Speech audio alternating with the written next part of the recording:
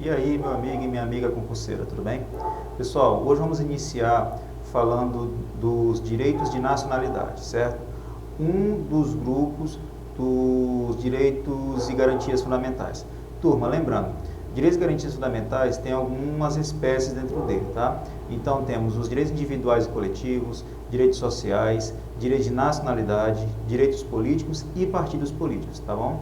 Nas aulas anteriores, nós já vimos os individuais e coletivos, né, os direitos individuais e coletivos, e os direitos sociais. Hoje serão os direitos de nacionalidade, certo? Assunto tranquilo, não é complicado, é bem simples, tá? Antes de começarmos, queria pedir aquele favor para vocês, tá bom? Ó, curta, inscreva-se e compartilhe. Dá essa força aqui para o canal, para a gente continuar ofertando videoaulas gratuitas para que você possa ser aprovado no seu tão sonhado concurso público, tudo bem? Então vamos lá, pessoal, vamos à nossa aula. Direitos e garantias fundamentais, vamos falar sobre os direitos de nacionalidade. Tudo bem? Professor Iane Gentil na área, professor de Direito Constitucional aqui do nosso canal. Então, vamos fazer aqui uma pequena introdução, pessoal, acerca dos direitos de nacionalidade. Tá bem simples, é bem curtinha essa parte. Então, o que é que fala? Nacionalidade é um vínculo jurídico-político que liga o indivíduo ao Estado.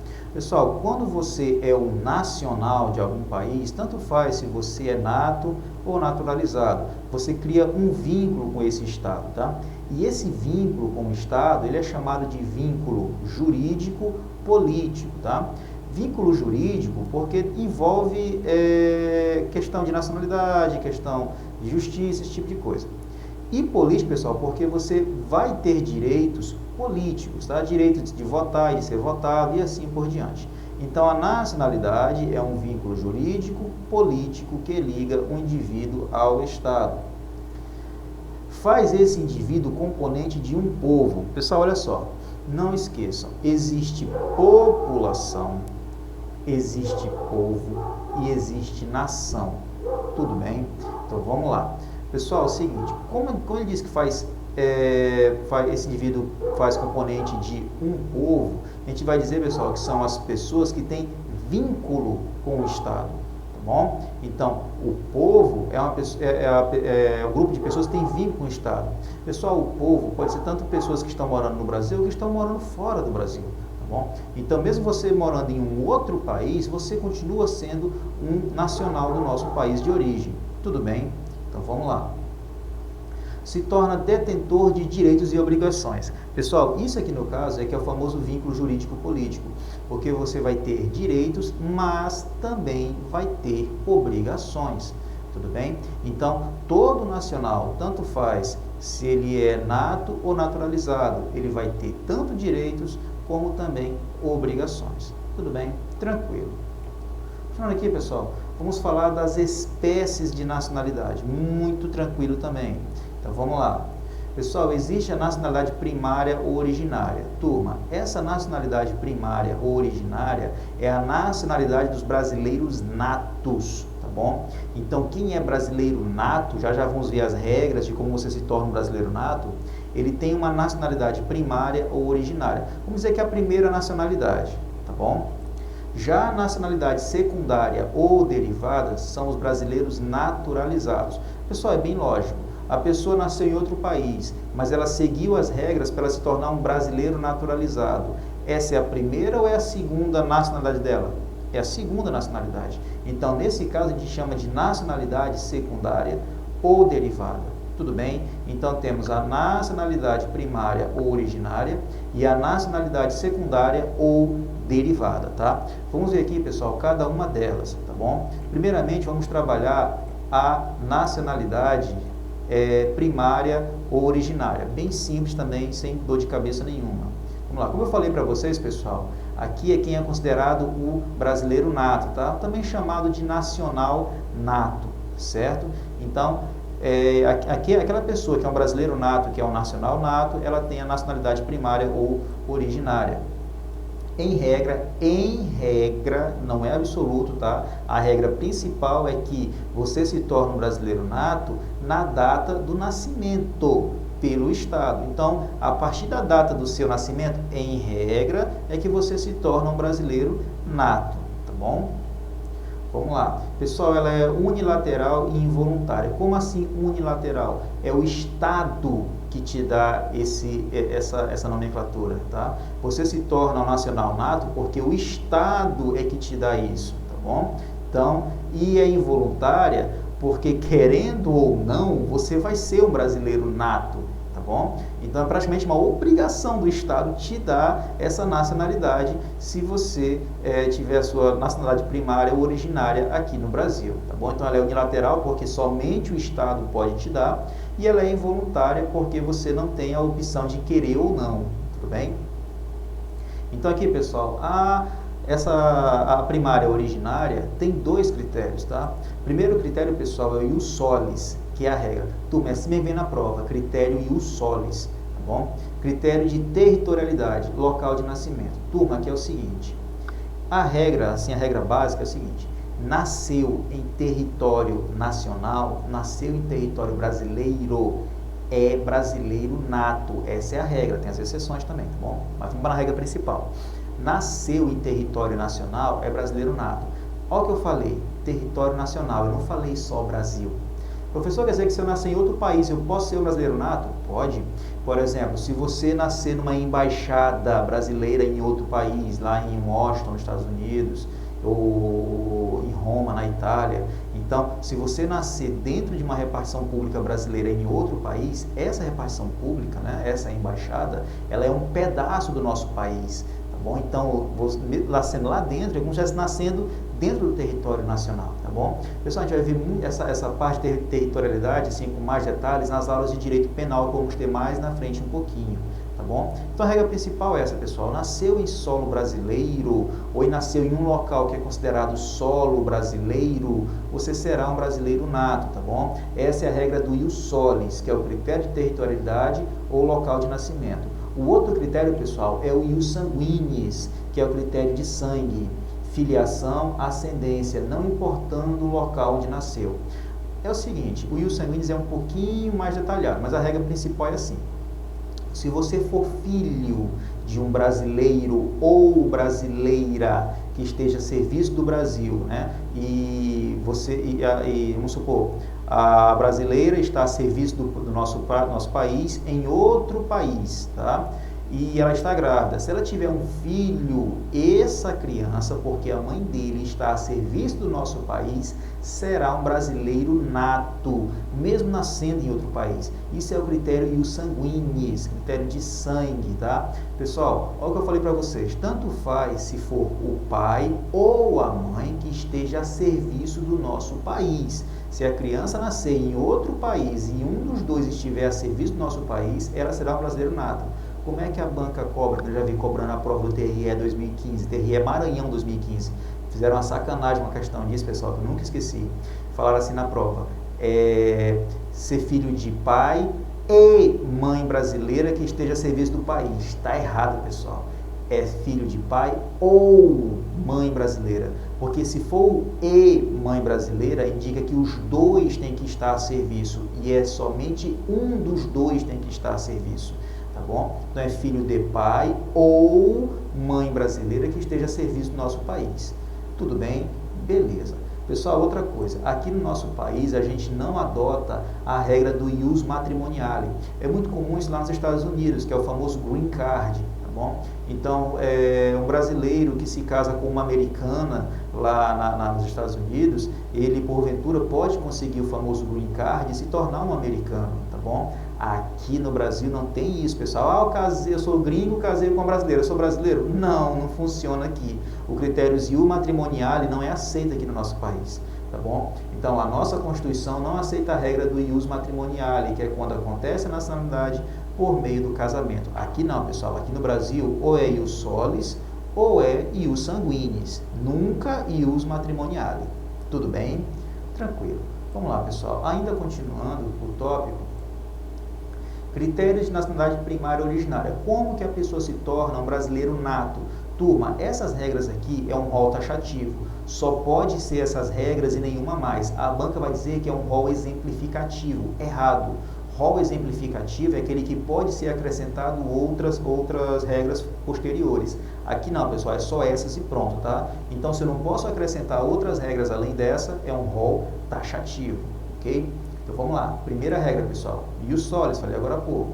Será brasileiro nato, qualquer pessoa nascida no território brasileiro, mesmo sendo filho de pais estrangeiros. Ah, veio um casal de argentinos aqui no Brasil, tiveram uma criança aqui. Essa criança vai ser brasileira nata? Vai sim, porque nasceu em território nacional. Ah, professor, essa regra é absoluta? Não, tem exceção. Olha o que falou aqui, ó. Salvo se qualquer um deles estiver a serviço do seu país. Um casal de argentinos está passando as férias no Brasil. A mulher está grávida e a mulher tem um filho aqui no Brasil. Essa criança vai ser brasileiro nato? Vai, tranquilo. Um casal de argentinos estão aqui no Brasil e um deles está a serviço do governo da Argentina. Tá? Se essa criança nascer no Brasil, ela vai ser brasileira nata? Não vai ser brasileira nata. Tudo bem? Ela não vai ter a nacionalidade brasileira, porque um dos pais está a serviço do Brasil. Como é que a banca pode cobrar? Olha a sacanagem. Um casal de argentinos veio para o Brasil a serviço do Canadá e teve uma criança aqui no nosso país. Essa criança será brasileira nata? Sim ou não? Pessoal, nesse caso ela será, porque os argentinos estão a serviço de outro país. Para essa criança não ser brasileira nata, os argentinos têm que estar a serviço do país deles, ou seja, da Argentina. Tudo bem, turma? Cuidado com isso. Então, filho de estrangeiro que nasceu no Brasil, se nenhum deles estiver a serviço do país deles, a criança será brasileira nata. Tudo bem? Tranquilo. Próximo critério. Ius sanguinis mais o critério funcional. Diz o seguinte: será brasileiro nato aquele que é nascido no exterior, filho de pai ou, olha o que eu falei aqui, ou, se a banca falar filho de pai e mãe brasileira, está errado, é filho de pai ou mãe brasileira, desde que qualquer um dos dois esteja a serviço da República Federativa do Brasil ou de organização internacional a qual o Brasil faça parte. Então, um casal de brasileiros foi passar as férias na Itália, teve a criança lá. Essa criança vai ser brasileira nata? Não vai ser brasileira nata. Um casal de brasileiros que está a serviço do Brasil, um deles está a serviço do Brasil, só basta um, foi para outro país e a mulher teve um filho lá. Esse filho vai ser brasileiro nato? Vai ser brasileiro nato, porque um dos pais está a serviço do Brasil. O casal de brasileiros que está a serviço da ONU, mas, por exemplo, e a ONU, o Brasil faz parte dessa organização internacional e a mulher está grávida e teve um filho em outro país. Essa criança será brasileira nata? Vai, porque um dos dois está a serviço de uma organização internacional a qual o Brasil faça parte, tá? Perceberam, pessoal, que aqui não é o critério territorial, é o critério de sangue, só que tem ali uma prerrogativa. Por isso que a gente fala que é o ius sanguinis mais o critério funcional, tá bom? Próximo critério, ius sanguinis mais o registro, tranquilo também. Olha só, será brasileiro nato aquele que é nascido no exterior, filho de pai ou mãe brasileira, desde que estes registrem o filho em órgão competente. Vamos supor que o casal de brasileiros foi para outro país, a mulher está grávida e ela tem um filho no país. Essa criança vai ser brasileira nata? Não, no primeiro momento não.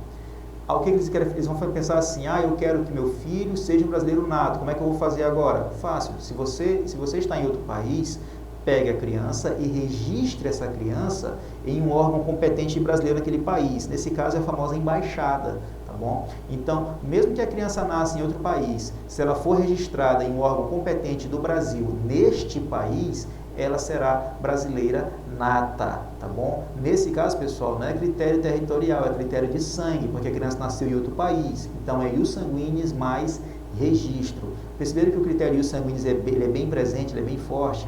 Pois é.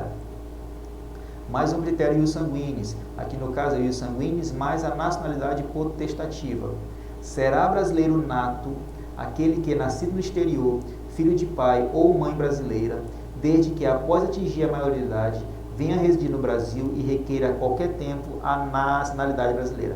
Por exemplo, um casal resolveu morar nos Estados Unidos, está morando lá nos Estados Unidos, morou, beleza. Lá tiveram um filho. essa criança vai ser brasileira nata? No primeiro momento, não. Nunca, e ficou registrado lá como americano. Depois, já de adulto, ele fala assim, pai, mãe, eu vou para o Brasil porque eu quero resgatar as minhas origens e quero me tornar um brasileiro. Beleza. Ele já adulto. Se ele vir para o Brasil e morar no Brasil, ele pode pedir a nacionalidade brasileira? Pode, e ele será um brasileiro nato, tá bom? Mesmo depois já de adulto, tá certo? Então, ó, será brasileiro nato aquele que é nascido no exterior, filho de pai, ou qualquer um dos dois pode ser brasileiro, desde que após atingir a maioridade, ou seja, já maior de idade, venha residir no Brasil e requeira a qualquer tempo a nacionalidade brasileira. Se o Estado der para ele, pessoal, ele será um brasileiro nato. Professor, mas ele é americano, ele nasceu lá, ele vai ter as duas nacionalidades? Vai, pessoal, ele pode ter, se for possível, ele pode ter quantas ele quiser, tá bom? Cada país tem as suas regras. E por último, pessoal, temos o ius sanguinis mais a comprovação. Será brasileiro nato aquele que é nascido no exterior, mesma regra, né? Filho de pai ou mãe brasileira, e estes voltem para o Brasil com um filho ainda menor de idade. Porém, o filho, ao atingir a maioridade, terá que comprovar a nacionalidade. Ó, perceberam que no primeiro aqui, a potestativa foi a pessoa que ficou maior de idade e veio. Nesse segundo caso aqui, é o contrário. O pai e a mãe foram morar fora, tiveram uma criança e todos voltaram para o Brasil, voltaram com uma criança. Essa criança, ela é menor de idade, né? Porque é criança. Então, vamos lá. Ó, filho de pai brasileiro e estes, ó, todos eles, né? E estes voltem para o Brasil com o filho ainda menor de idade. Porém, o filho, ao atingir, só atingir a maioridade, terá que comprovar a nacionalidade, pessoal. Isso é uma regra para ser brasileiro nato também, tá bom? Então, cuidado, pessoal. Temos aqui o ius solis, que é a pessoa que nasce no território nacional, desde que o pai e a mãe não estejam a serviço do país deles. Tem os critérios do ius sanguinis, que é o critério funcional, que é o pai ou mãe brasileira que esteja a serviço do país e tem um filho fora e essa criança vai ser brasileira nata. O ius sanguinis mais registro, que no caso é o pai ou mãe que tem um filho em outro país e registra a criança no órgão competente, vai ser brasileira nata. O ius sanguinis mais a nacionalidade potestativa, que é quando o pai e mãe vão morar fora, tem um filho e essa pessoa, ao atingir a maioridade, ela vem ao Brasil, residir no Brasil e ela vai pedir, vai requerer a nacionalidade brasileira, também vai ser um brasileiro nato. E os sanguíneos mais comprovação, que é o pai e a mãe que tem um filho em outro país, todo mundo volta para o Brasil, a criança menor de idade ainda, e quando essa criança atingir a maioridade, ela vai ter que comprovar a nacionalidade brasileira. Tudo bem, pessoal? Tranquilo. Então, turma, esses aqui são as formas de você se tornar um brasileiro nato, ou nacionalidade primária ou originária. E, turma, é um rol taxativo ou exemplificativo? Taxativo. Cuidado com isso aqui. Tudo bem? Vamos lá. Próxima forma de nacionalidade, pessoal. Temos aqui a nacionalidade secundária ou derivada. Aqui, turma, como é secundária ou derivada, não vai ser mais brasileiro nato. Aqui vai ser um brasileiro naturalizado, tá bom? Então, aqui é considerado nacional naturalizado. É considerado um direito humano fundamental. Então, pessoal, já foi decidido pelos tribunais, inclusive os tribunais internacionais, que é um direito fundamental a pessoa ter a nacionalidade dela, tá bom? Uma pessoa não pode estar no mundo sem nenhuma nacionalidade, então é um direito fundamental, tá bom? É um processo voluntário, a pessoa pede para ser. Então, pessoal, não é um processo obrigatório. Um estrangeiro que está aqui no Brasil, ele não é obrigado a se tornar um naturalizado. Ele pode continuar sendo estrangeiro no Brasil. Agora, se ele quiser se tornar um brasileiro naturalizado, ele pode requerer? Pode. Seguindo as regras que serão, vamos ver daqui a pouquinho quais são as regras, ele sim pode pedir. Por isso que é um processo voluntário e não obrigatório, tá bom? Possui dois conflitos. Pessoal, temos o conflito positivo, que é quando a pessoa possui mais de uma nacionalidade, é o chamado polipátrida. E o conflito negativo, que é quando a pessoa não possui nenhuma nacionalidade, que é o famoso apátrida. Professor, como é que a pessoa pode ser polipátrida? Muito fácil. Imagine que tem o polipátrida ou apátrida. Olha o exemplo que eu vou falar para vocês. Tem o país A e tem o país B. O país A, ele adota o critério ius solis, ou seja, qualquer pessoa que nasce nesse país, ele vai ser um cidadão do país A.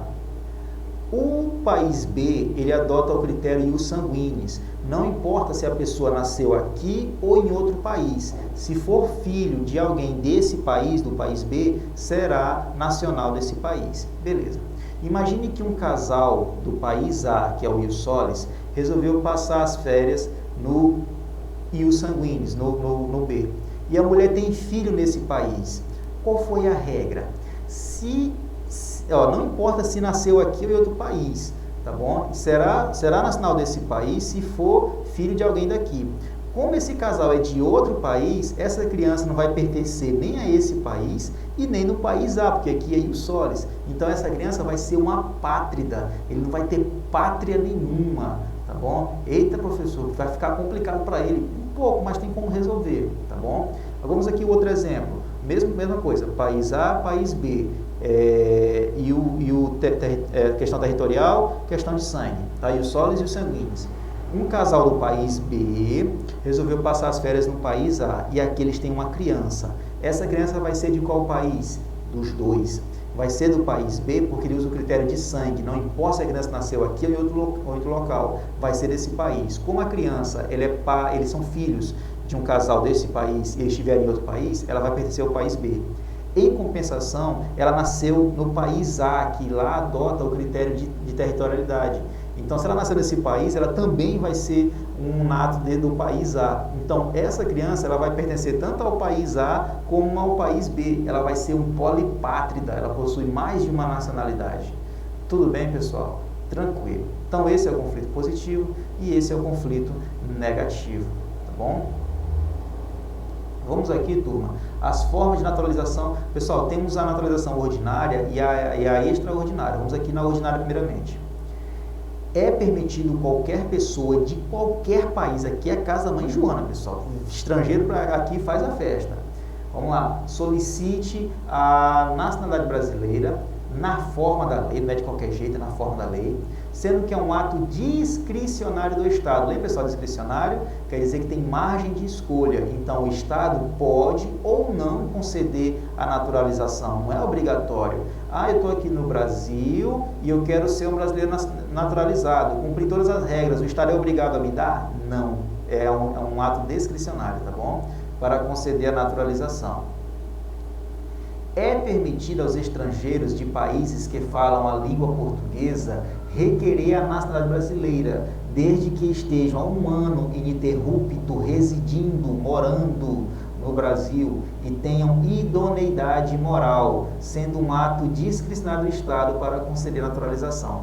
Olha só, pessoal, tem estrangeiros que são de outros países que falam português. Tem o pessoal de Portugal, tem o pessoal de Angola, Moçambique. Então, alguns países falam a língua portuguesa. Então, para esses estrangeiros que falam a língua portuguesa, eles têm um critério mais simples de se tornar um naturalizado. Eles têm que estar aqui morando no Brasil há 1 ano, no mínimo 1 ano ininterruptos, tá? Ou seja, sem interrupção aqui no Brasil, e tem que ter idoneidade moral. Pessoal, a banca vai dizer, eles não precisam ter condenação penal. Tá errado, pessoal. Aqui basta ter idoneidade moral. Beleza, ele cumpriu esse 1 ano, o Estado é obrigado a dar? Não, é um ato discricionário do Estado. O Estado dá ou não essa naturalização. Tudo bem? Vamos lá, a nossa forma de naturalização extraordinária, que é uma regra um pouquinho mais pipinosa. Então vamos lá. É permitido a qualquer estrangeiro que solicite a nacionalidade brasileira, desde que esteja no mínimo 15 anos ininterruptos residindo no país.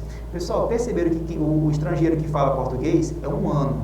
Os outros estrangeiros que não falam língua portuguesa é no mínimo 15 anos, tá bom? Residindo no Brasil e não precisa, eles não pode ter condenação penal. Nos outros lá de 1 ano é só idoneidade moral. Aqui o buraco é mais embaixo, não pode ter condenação penal, ou seja, eles não podem ter sido condenados por qualquer tipo de crime. Então, o estrangeiro está aqui há 14 anos, cometeu um crime e foi condenado, ele não vai conseguir a naturalização, pessoal. Tem que estar no mínimo há 15 anos e não ter condenação penal. Pessoal, se ele conseguir cumprir tudo isso aqui, esses 15 anos, e nunca pegar uma cadeia no lombo, o Estado é obrigado a dar a naturalização para ele. Nesse caso que é mais complicado, é um ato vinculado do Estado, tá bom? Aqui, pessoal, para quem fala língua portuguesa, é só 1 aninho, né? e tem que ter idoneidade moral, o Estado dá se quiser. Aqui não, é 15 anos, o cara não pode ter condenação penal, o Estado é obrigado a dar essa naturalização.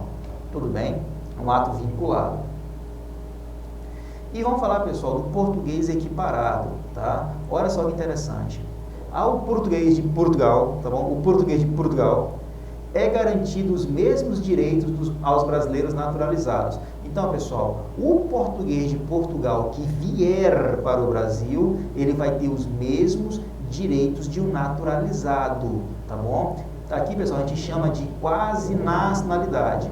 Mas para esse português de Portugal ter esse privilégio, tem que seguir algumas regras, tá bom? Ah, professor, vai precisar passar um ano? Não, não. Se ele pisar no Brasil, um português de Portugal, ele vai ter esses benefícios como naturalizado. Mas para isso, olha só, haja reciprocidade em Portugal. Se Portugal oferecer a mesma coisa para os brasileiros que estão lá, ó, reciprocidade. Então, eu ofereço aqui e Portugal você oferece aí para mim. Tudo bem? Aí dá para fazer essa jogada. E tem a residência permanente no Brasil. O português de Portugal resolveu morar no Brasil e comprou casa e vai morar aqui permanentemente. Ele vai ser o brasileiro naturalizado? Ele vai ter os mesmos direitos naturalizado? Vai. Aí lá vem a questão de prova. Esse português de Portugal, eu falei muito isso já, né? Ele vai ter os mesmos direitos do naturalizado, certo? Ele continua sendo estrangeiro, sim ou não? O que vocês acham? Pessoal, ele não vai ser estrangeiro, ele é estrangeiro. Ele só vai ser um estrangeiro com direitos de um brasileiro naturalizado, mas ele continua sendo estrangeiro. Para ele se tornar de fé e fato um brasileiro naturalizado, ele vai ter que passar em uma daquelas duas etapas. Como ele mora em um país que fala a língua portuguesa, mora há um ano no Brasil ininterruptamente e ter idoneidade moral. Tudo bem? Então vamos lá. A observação. Lembrando que esse português equiparado não é brasileiro naturalizado, pessoal. Ele continua sendo português, porém possui os mesmos direitos que o brasileiro naturalizado. Então, pessoal, cuidado, o português equiparado não é naturalizado, ele é estrangeiro, ele continua sendo português. Só que ele é um português que possui os mesmos direitos de um brasileiro naturalizado. Tá? E para isso acontecer, tem que ter a reciprocidade lá em Portugal e ele tem que morar permanentemente aqui no nosso país. Tudo bem, turma? Beleza. Pessoal, esse aqui foi o nosso primeiro bloco sobre o direito de nacionalidade, tá bom? Você viu que não é um assunto tão complicado, tem assim umas regrinhas a mais, assim, tal, você fica, poxa, muita regra. Não é, pessoal, é até pouca regra, tá? Então, o que você vai fazer? Você vai pegar essa videoaula e assistir várias e várias vezes, se for necessário. Fazer muita questão, que vai dar certo, tá? Pessoal, no próximo bloco, a gente vai trabalhar a questão de perda da nacionalidade, como que a pessoa deixa de ser um nacional, tá bom? E no terceiro bloco, vamos trabalhar algumas questões sobre esse tema, tá bom? Então, pessoal, agradeço por ter chegado até aqui, foco na batalha, vai dar certo, continue estudando, que você vai conseguir a sua aprovação, tá bom? Turma, antes de finalizar, vamos pedir aquele favor para vocês, tá bom? Ó, curta, inscreva-se e compartilha, dá essa força aqui para o nosso canal, para a gente continuar ofertando videoaulas gratuitas, tá bom? Então, pessoal, como eu falei agora há pouco, continue estudando, tenha foco, tenha força, tenha fé, que tudo vai dar certo, tá bom? Então, acredite nos seus sonhos, acredite na beleza da sua vontade, que tudo vai terminar bem para você, tá? A sua aprovação é garantida. Então, pessoal, a gente vai ficando por aqui. Um forte abraço, fiquem com Deus e até a próxima aula, pessoal. Valeu, tchau!